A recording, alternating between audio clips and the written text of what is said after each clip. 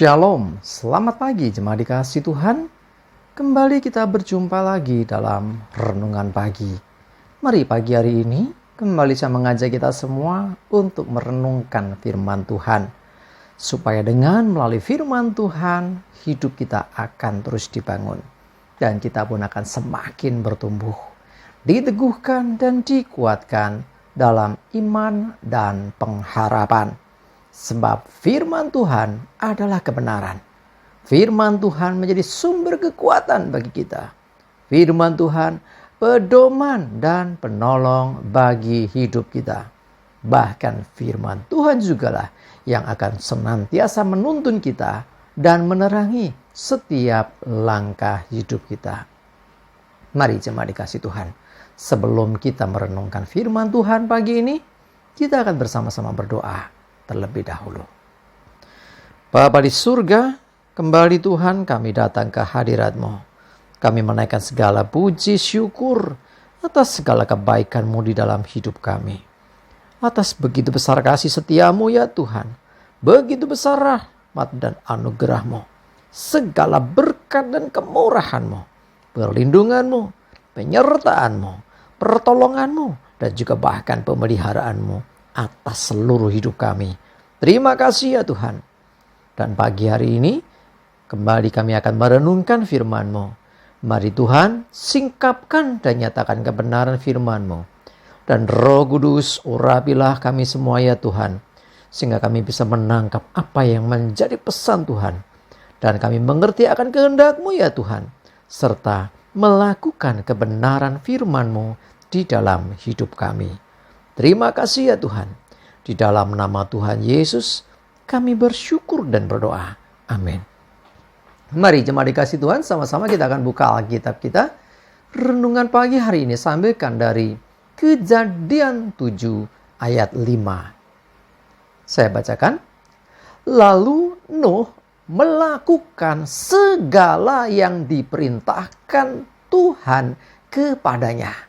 Jemaat dikasih Tuhan, siapa yang tidak kenal Nuh? Ya, kita semua kenal beliau ya sebagai pribadi yang luar biasa. Apa yang luar biasa dari Nuh?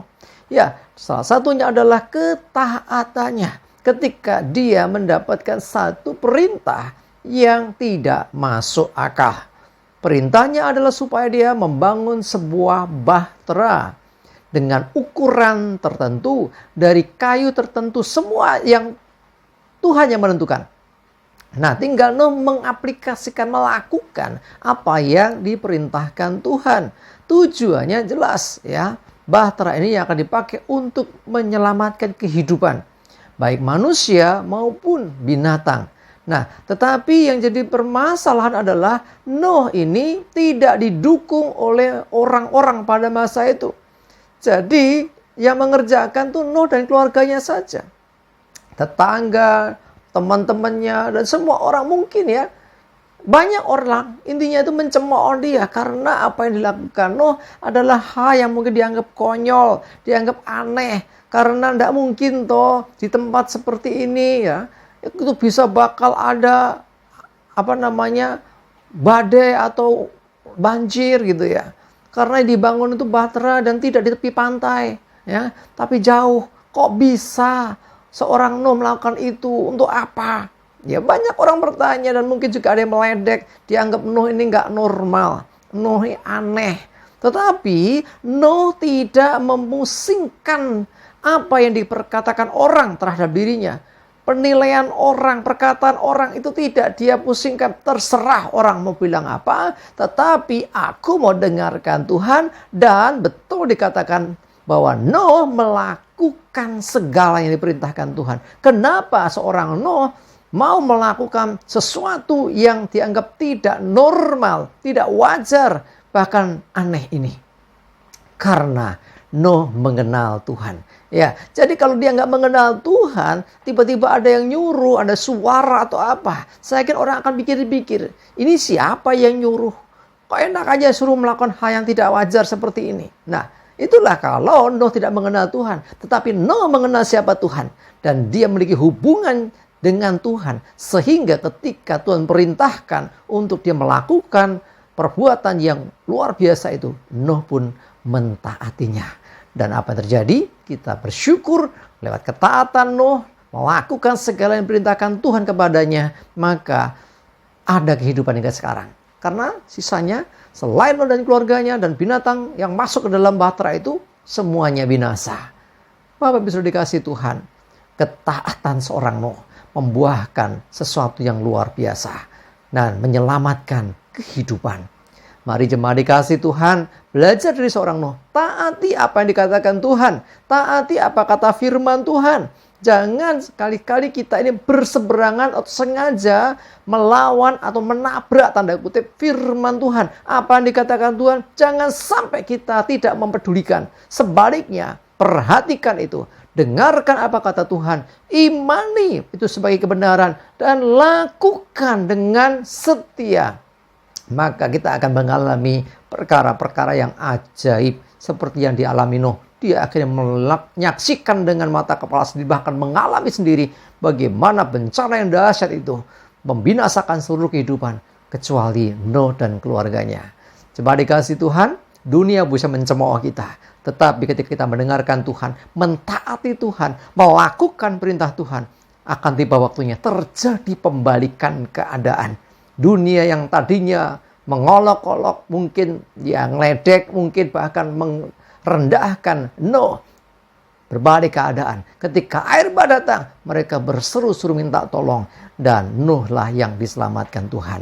Mari jemaat dikasih Tuhan, belajar untuk mendengarkan Tuhan lebih dari perkataan siapapun. Jangan pusingkan diri dengan omongan-omongan orang kalau itu tidak seperti firman Tuhan. Tidak sejalan dengan firman Tuhan, lebih pegang firman Tuhan, lebih taati firman Tuhan daripada perkataan siapapun juga.